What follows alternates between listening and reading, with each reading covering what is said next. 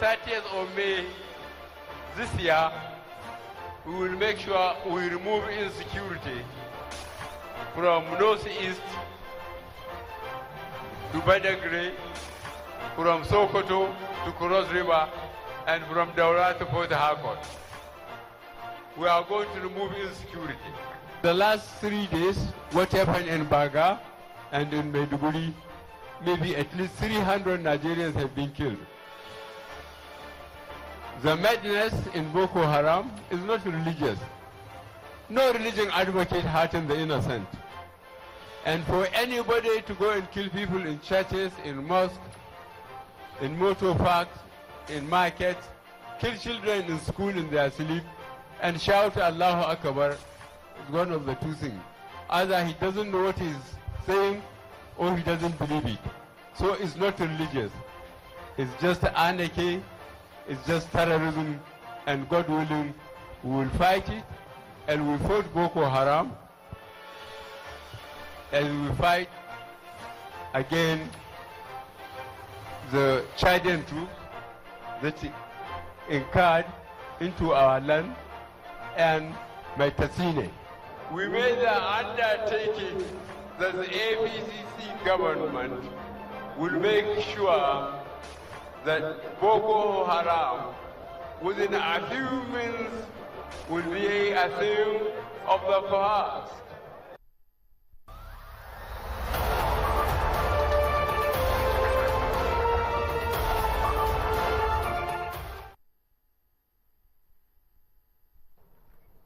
Thank you for staying with us. We begin the conversation in earnest. But you know what you need to be doing right now. You need to rate the Buhari administration in this 1 year. So quickly go on, get your telephone and start calling and polling right now. The number to call is 01-4406-466 or go to our website at channelstv.com.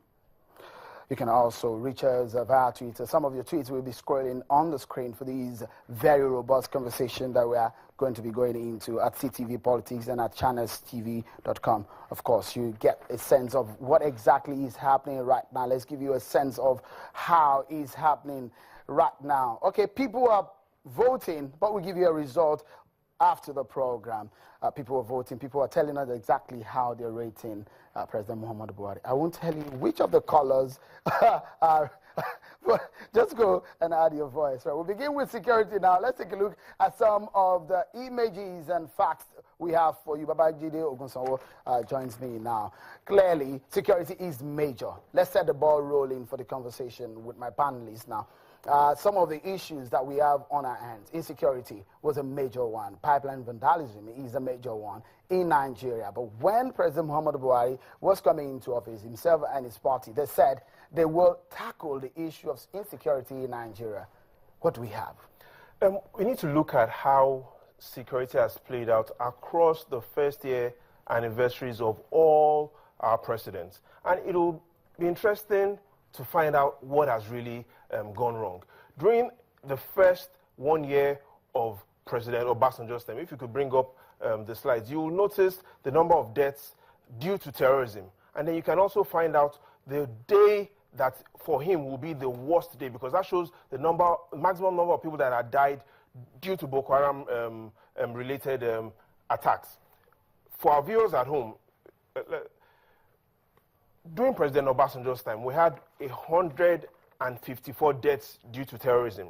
And the day that you would want to remember is on the 19th of June, 1999, when 100 people died in Taraba. Terrorists attacked nursing mothers, babies with knives and machetes. For President Musa Yar'Adua, we had 72 deaths due to terrorism. And these are the facts from Global Terrorism Database. His worst day was on the 1st of January 2008, when 18 people died in Port Harcourt. The armed gang attacked 2 police stations, a luxury hotel, and a nightclub. For President Jonathan, during his first term in office, during the first year, 1,156 deaths. His worst day being 20th of January 2012. 191 people died at Bayelsa, Delta, Kano, and Yobe states. Attacks on secondary schools, and this was the same day Mr. Enenche Akogu was shot and killed by terrorists. For President Muhammadu Buhari now? Over 2,500 deaths. Since assuming office? Since assuming office. The feeling is because, when he came into the office, there was a high momentum of Boko Haram-related activities. Let's just take a pause there and let my panelists come in now.